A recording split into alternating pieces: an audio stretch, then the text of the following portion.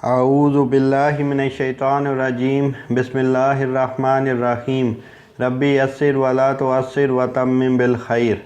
آج میں جس موضوع پر بات کروں گا وہ ہے دوسروں سے موازنہ۔ شیر و شارک دونوں پیشہ ور شکاری ہیں، لیکن شیر سمندر میں شکار نہیں کر سکتا اور شارک خشکی پر شکار نہیں کر سکتی۔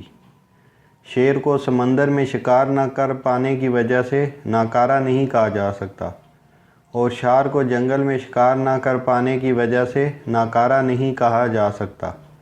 دونوں کی اپنی اپنی حدود ہیں جہاں وہ بہترین ہیں۔ اگر گلاب کی خوشبو ٹماٹر سے اچھی ہے تو اس کا یہ مطلب نہیں کہ اسے کھانا تیار کرنے میں بھی استعمال کیا جا سکتا ہے۔ ایک کا موازنہ دوسرے کے ساتھ نہ کریں۔ آپ کی اپنی ایک طاقت ہے، اسے تلاش کریں اور اس کے مطابق خود کو تیار کریں۔ کبھی خود کو حقارت کی نظر سے نہ دیکھیں، بلکہ ہمیشہ خود سے اچھی امیدیں وابستہ رکھیں۔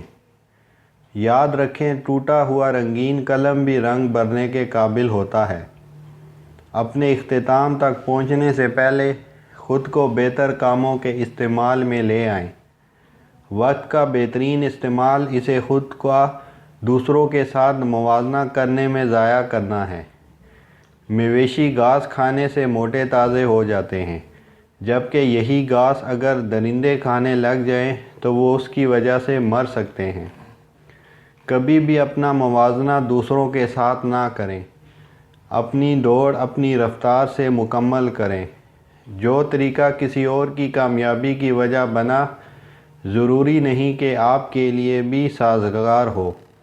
خدا کی عطا کردہ تحفوں، نعمتوں اور صلاحیتوں پر نظر رکھیں اور ان تحفوں سے حسد کرنے سے باز رہیں جو خدا نے دوسروں کو دیے ہیں۔ خوش رہیں، آباد رہیں۔ وما علینا الا